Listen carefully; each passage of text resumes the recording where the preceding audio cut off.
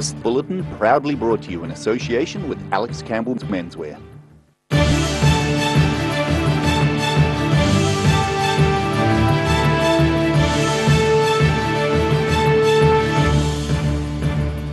Tonight on The South Today, Dunedin's Whare Engineering is exporting a huge piece of machinery to Australia, set to be part of the Sydney skyline. A Dunedin dressmaker's year-long labour of love is set to be revealed to her husband this evening.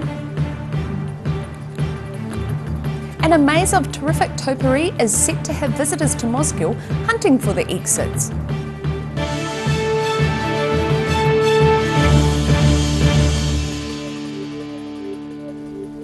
Kia ora, good evening, I'm Melissa Barton. Dunedin's Whare Engineering has recently completed an impressive building maintenance unit, which is destined for an Australian client. Said to be the largest unit of this type built by the Dunedin firm, it was shown to budding engineers before being taken apart and shipped to Sydney. This immense piece of complex machinery at Dunedin's Whare Engineering is set to be dismantled and shipped to the client overseas. So this is a building maintenance unit that's going to Circular Quay in Sydney. It's one of a pair that are going on top of a new build there. And essentially it's so that the operators can clean the windows, which needs to be done around 3 times a year, but also replace glass, replace damaged bits of facade and so forth. So the idea is that this should be operating for the life of the building, allowing them to keep the outside of it looking good. Budding young engineers and heavy machinery buffs had an opportunity to view the largest building maintenance unit completed at Whare's prior to being dismantled and shipped to Australia, where like Pavlova and Vegemite, they'll probably claim it for themselves. Although Whare Design and Innovation Manager Thomas Schweitzer knows a pretty cool piece of technology when he's helped create it. It's a pretty cool machine at the end of the day, and yeah, we would like to share that, and it's pretty cool actually seeing that we are capable of supplying a machine out of Dunedin, the deep south, to Sydney and to all the high-rises and big cities in the world. Whare has been involved with the Access Consultancy from the early stages of the challenging building design. Whare CEO Gareth Evans says this project fits with the company's goals, where they aim to take on unique, top-of-the-market projects. We only do the really special, unique stuff, so our niche is very high-end architecturally designed buildings. So we would do anywhere from probably between 2 and 6 a year. This would be the largest, so in a year where we make one this big, it's more like 2. Whereas if we're doing a series of smaller buildings, then it might be half a dozen, but that would be about our maximum. Thomas Schweitzer says they're used to building large projects like this, but the pandemic is making it tough to transport anything globally. The biggest challenge is actually at the moment COVID and all the transport constraints what we have around here, so it's just the mission shipping stuff around the world at the moment. Building maintenance units are attached to the top of a building, suspending people and allowing safe access to maintain the facade, such as cleaning windows and allowing for replacement of panels on high-rise buildings, instead of being reliant on abseilers. In Dunedin, The South Today. A handful of nurses and union organisers took to Dunedin's Octagon at lunchtime, hoping to garner support for an open letter to Jacinda Ardern. Protesting at the feet of Robbie Burns, nurses collecting signatures for an open letter destined for the Prime Minister's office. Nurses say the current level of residential elder care of 2 paid hours from a registered nurse and between 8 and 13 hours from an assistant is not safe. And so these are the New Zealanders who built our country, and we feel that they deserve better standards of care than that. And in order to have their daily needs adequately met, they just need some hands-on time with people to assist them. So what we're asking for is for more paid hours from the ministry for healthcare assistants and registered nurses, and that needs to be a minimum mandated level of staffing. New Zealand nursing organisation organiser Colette Wright says people are staying in their homes longer these days, but have higher health needs by the time they arrive in rest home care. The nationwide organisation has prepared an open letter to Prime Minister Jacinda Ardern. Today, March the 25th, is a significant date for Dunedin dressmaker Judy Ross, for many reasons. It's her wedding anniversary, which is big enough, but it's also the date New Zealand went into lockdown last year, and when she decided to start her most ambitious project yet. This time last year, streets around New Zealand cleared and shopkeepers put up closed due to COVID signs. Meanwhile, a Dunedin dressmaker took the opportunity to test the adage, a stitch in time saves 9. So I figured if I could complete the entire project with only what I had in my house on day one of lockdown, that would be a good challenge, and it wasn't a challenge. I sew a lot, so I have a lot of stuff. This year, the significant date will be the day she puts the finishing touches to a hand-stitched dress, which has taken her thousands of hours to make and includes many special items, including one which has travelled halfway around the world. The big ceramic button that's on it is really special because that was made specially for me by an Instagram friend in England who I met through sewing online, and she made it and sent it over. Ross says the dress is made from recycled fabric and features embroidery inspired by the events of the past year. She added a poppy on Anzac Day, a cake on her birthday, and a tree on Christmas Day. She says, like with any project, the product reflects the quality of the resources you've got on hand. Well, you're always limited by the amount of fabric you've got. My preferred material at the moment is men's suit pants. They're readily available in the op shops, quite often really inexpensive. Sometimes I can get pure wool men's pants for $5 if they're on the clearance rack, which is a beautiful material to work with, but I'm then restricted by a trouser leg and a lot of unpicking to actually get at what I want to use. The project kept her busy during lockdown, and she continued with it at weekends once restrictions eased. She's set to wear the completed item for her husband on their wedding anniversary this evening. In Dunedin, the South Today. Youths fighting, drinking and huffing aerosols are causing headaches at Dunedin's Central City bus hub. Police do patrol the area to see what is happening, but as soon as they leave, the youth start misbehaving again. Police say CCTV cameras would help them to follow up on any reports of bad behaviour, but the cameras installed by the Otago Regional Council have not yet been turned on. The Dunedin City Council says it's working with the ORC on an agreement to transfer responsibility for the bus hub cameras. Once operating, the cameras will be monitored by police. Workers at Walls Plant and Funland have been busy trimming the hedgework of a maze of tall shrubbery in preparation for Easter. The new maze is bound to see many visitors get lost as they try to find the centre. After several years in the growing, a maze at Walls Plant and Funland near Mosgiel is almost ready to be open for the public to attempt to find their way to the centre and back out again. Workers such as Kevin Lilly, who haven't been involved with the maze, confess that finding their way to the centre is quite a challenge. I've done it once and got badly lost, but hey, I've got a son who's helped Colin trim it a few times and he knows his way around it, so I'll follow him when I have to now, and it's a lot of fun. The labyrinth of hedgework is based on a similar one at Leeds Castle in England and is designed to be a family-friendly experience. It was set up and modelled on the Leeds maze over in England, and Colin and Clive have planned it and put a lot of work into it, and we're set to run in 2 weekends' time, so let's hope it all goes well. The maze is made up of 5,000 individual specimens of Myrtus luma, which have now grown to 2 metres in height.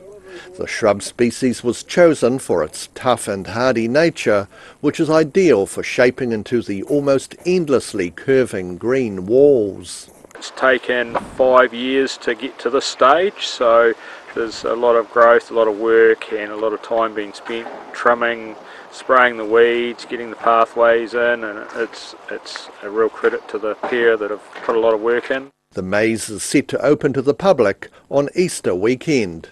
In Mosgiel, the South Today. Still to come on the South Today, a group of southern weed exterminators believe they have hit a milestone in the battle against Barbary weed, and we catch up with Dunedin soccer players in an instalment of Football Chat. So catch this and more after the break.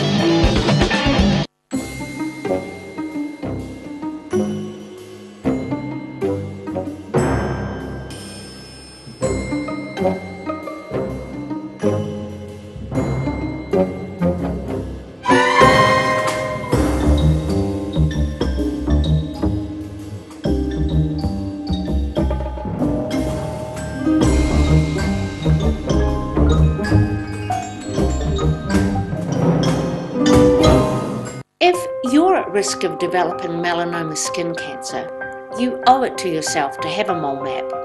Mole map is coming to your area. Phone today to make an appointment. It could save your life. Hi, it's Lindsay here from Alex Campbell Menswear. Our 3 stores have got a deal for you. We're going hard, we're going early, so we've gone hard on the prices, 50% off, a great selection. Shorts, look at all these shorts. T-shirts, they're all half price. Check out all those tees along there. What about all these ones down here? Also at a great saving, 50% off. We're going hard, we're going early. Polo shirts, short sleeve shirts, there's such a variety. Alex Campbell Menswear, it fits. It's the Alex Campbell Menswear, go hard, go early, summer sale. Don't miss this one. Ah, TV, our favourite babysitter. But it can be tough keeping up with what our tamariki are watching. Luckily, the Broadcasting Standards Authority has made some smart changes to the classification labels. Ooh! Plus changes to the time of day certain rated shows will air, and awesome new parental lock features, meaning your babysitter's job is safe. Find out more at safeviewing.co.nz. A poorly maintained heat pump can lose up to 35% of its output. The Mr. Heat Pump Cleaner team are experts. Their specially developed chemical wash is totally biodegradable. Call Mr. Heat Pump Cleaner and get the job done by the professionals.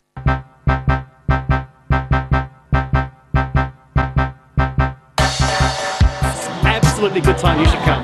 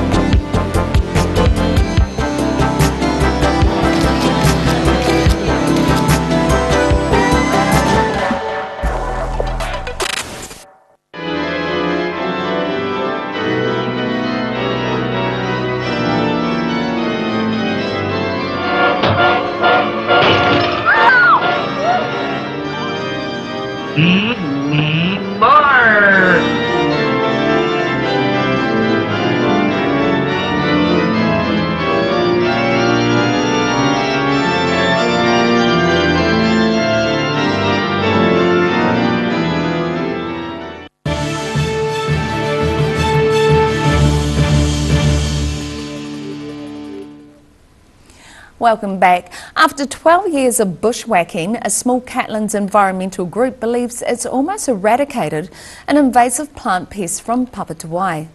The Papatūāi Barberry Busters began their attempt to eliminate Darwin's barberry from the village in 2009, little suspecting they would still be at work 12 years later.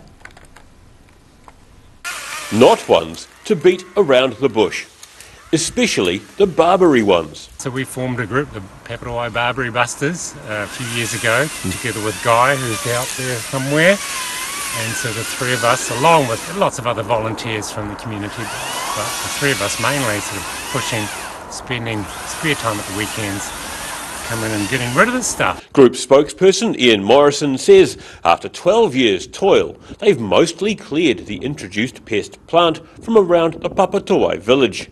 He believes the species was introduced about a century ago in a neighbouring village. I think it was thought to start over in Stewart's, over in up the valley, Mowat's Saddle, Stewart's area. That's where the centre of it is and the oldest plants are, so probably put in by an enthusiastic gardener who liked the South American orange flower. And then the birds did the rest. Yeah. Other regional authorities, including Environment Southland, have classified barberry as a pest plant, allowing efforts to be coordinated and funding to be sought. The group says they'd like the regional authorities to kickstart a wider eradication campaign. I want more leadership from outside, and having worked on it and worked with different organisations, I think Otago Regional Council is the group that needs to take responsibility and coordinate and lead. The group estimates they've spent more than 500 hours on the project. Morrison says his son Reuben was about 9 when their efforts began and has been a keen contributor, growing up with a healthy respect for the environment and New Zealand's native flora and fauna. In the Catlins, the South Today. In this week's Football Chat, we discuss the new South City Royals Football Club, which is a premier men's grade team. The team is combined from the players from the Caversham, Dunedin Technical, Melchester and Heriweka teams. Hi and welcome to Football Chat. We kicked off both the men's and women's Southern Premierships in the weekend. There were some really good games there. The men's competition in particular is looking really intriguing this season. Guests today, I've got Tony Boomer, Dunedin Tech Club President, thanks for coming in, and Hamish Phillip, the Rosamond Carey Women's Premiership Head Coach. Hamish, start with you. You got the season underway on the weekend with a nice win, not a bad way to start the season, eh? Yeah, very happy with the result in the end. More impressed by the standard of football that we tried to play. So good attitude for the girls, and it just gets the season rolling for us. Yeah, and you've got a few new faces there, plenty of young ones, and then one not so young one that made an appearance too. Yeah, so we had 4 debuts in the weekend from 15 to 16-year-olds. And then we had a returning player in Zoe Miller. Brilliant. But of course, big talking point at the moment is what's happening with South City Royals, and it's been one of the big sort of talking points in the local footy scene. It probably seems to a lot of people that it's kind of come together quite quickly, but geez, I'm sure there's a lot of work that's gone on behind the scenes to make that happen. To be honest, it has come together quite quickly, but it's on the back of years of chats. Nothing formal, but there's a real synergy between the presidents of the 4 clubs involved. So I've been talking to Phil for a couple of years. I'm talking to Darren at Melchester for longer than that. Yeah. And then Nick at Heriweka has come on board. Yeah, it's really, really exciting. In fact, I'm probably more excited about this year than I have been for a long time. Yeah. Look, that wraps up Football Chat for this week. Big thanks to Tony and Hamish for joining me. All the best for the weekend, guys. Be sure to get along and check out some local footy this week, and we'll see you next week. Cheers. And you can watch the whole 15-minute interview online at odt.co.nz. After the break on the South Today, we check in with the Highlanders ahead of their game against the Hurricanes, and we take a look at the weather sliding into the weekend. So see you soon.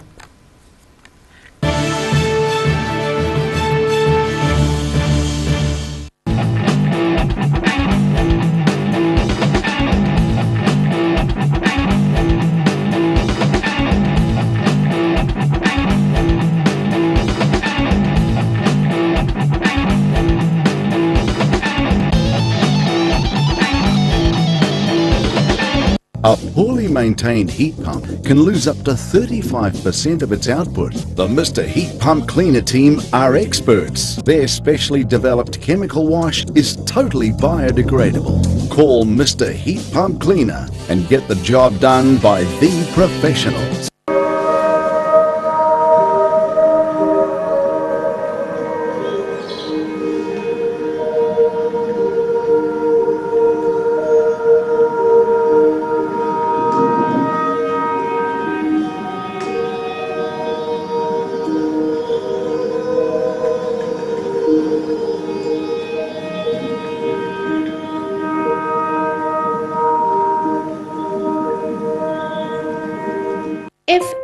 at risk of developing melanoma skin cancer, you owe it to yourself to have a mole map.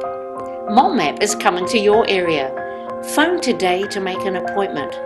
It could save your life. Hi, it's Lindsay here from Alex Campbell Menswear. Our 3 stores have got a deal for you. We're going hard, we're going early, so we've gone hard on the prices, 50% off, a great selection. Shorts, look at all these shorts. T-shirts, they're all half price. Check out all those tees along there. What about all these ones down here? Also at a great saving, 50% off. We're going hard, we're going early. Polo shirts, short sleeve shirts, there's such a variety. Alex Campbell Menswear, it fits. It's the Alex Campbell Menswear. Go hard, go early, summer sale. Don't miss this one.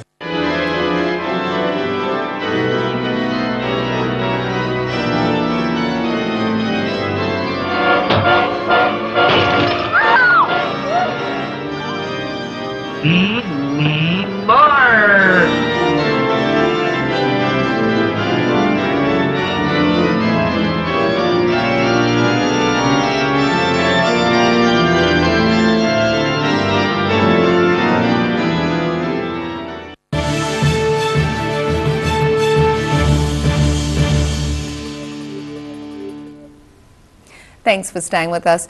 The Highlanders have made significant changes to their lineup ahead of tomorrow's Super Rugby match against the Hurricanes. Their coach says the team are hoping to improve after their loss against the Blues 2 weeks ago. The Highlanders team have been busy practising for tomorrow's Super Rugby match against the Hurricanes.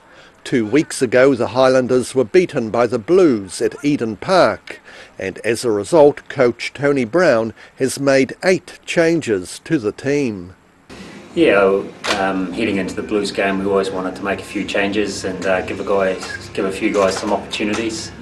And then obviously it wasn't the performance we were after, so you know, we made a few changes this week to give some guys that opportunity, but bring back some guys who've been performing pretty well. One of the most notable changes will see Josh Ioane dropping back to fullback, but one constant will be Aaron Smith continuing on as halfback after 153 games for the team. You know, he amazes me most days.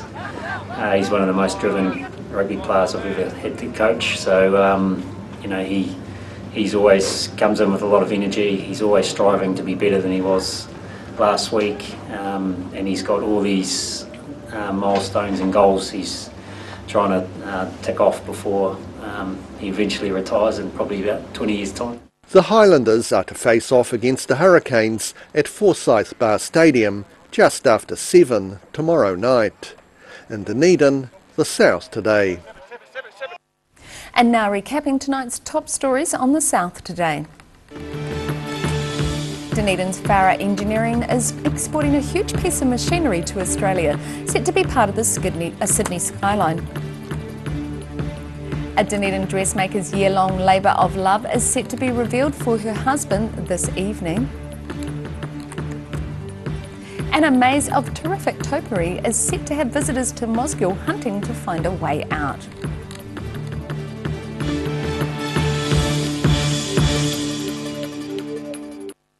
And now look at what's happening in tomorrow's ODT. Welcome, Craig Page. What have you got for us in tomorrow's paper? Good evening. It's official. COVID-19 complacency exists in Dunedin. There's University of Otago research out today showing that they did a survey basically on the use of QR codes around the city, and the median rate of use is around 10%. I didn't do maths, but it's pretty low, I think. That's shockingly low. It is quite a surprise. At 12 venues in particular, and 8 of those were bars, and no one used their QR code as they entered the buildings.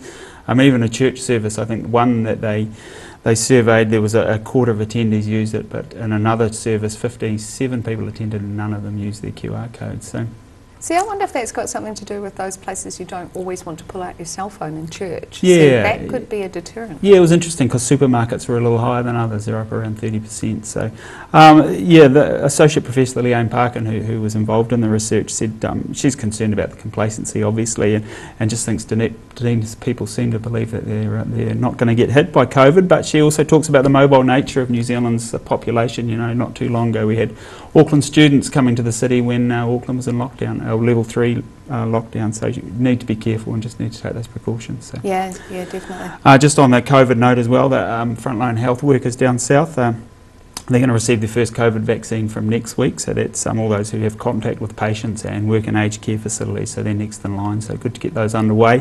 Ultimately they're going to do 575, I think, vaccination appointments to get everyone over 16 in the south vaccinated, so that's a wee way down the track, but we're getting there slowly.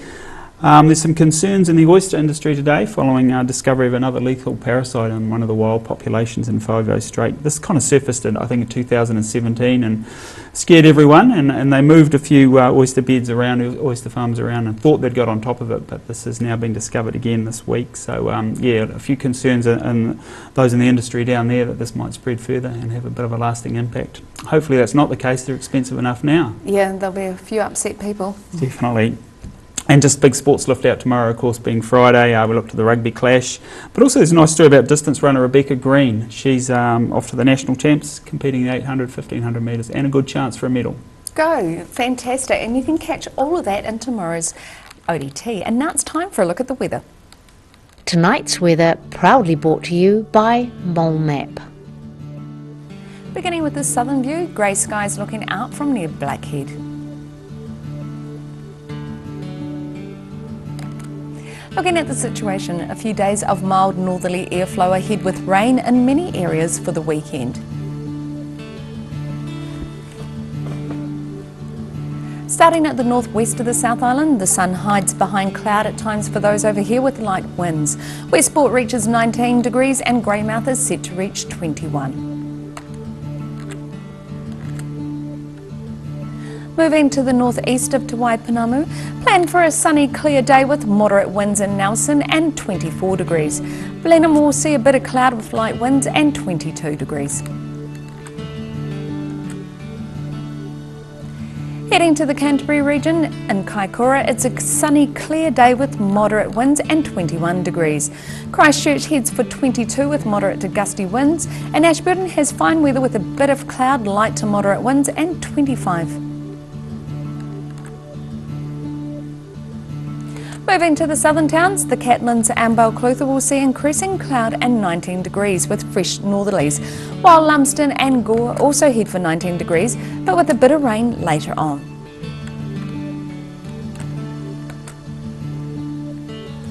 Looking to the central region, it's mostly fine weather with high cloud and fresh northerlies for all here. 20 degrees for Wanaka and Queenstown.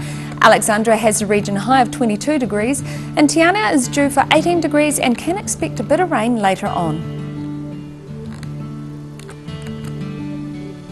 To the northern towns, the coast will see fresh to moderate northerlies with some high cloud and generally fine weather.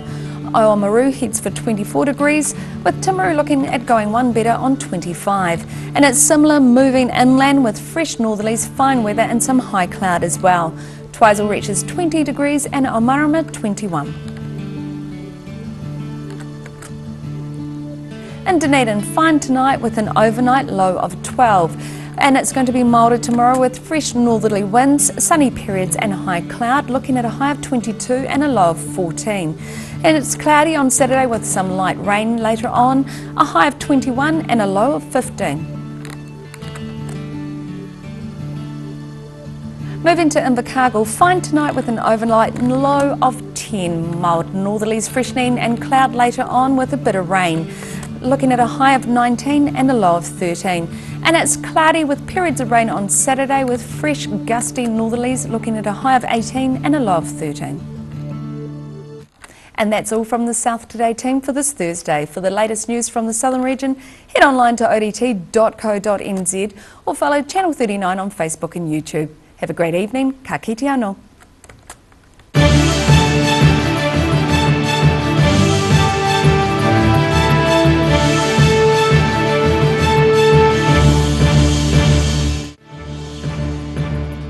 This bulletin proudly brought to you in association with Alex Campbell's Menswear. Supporting local content so you can see more of New Zealand on air.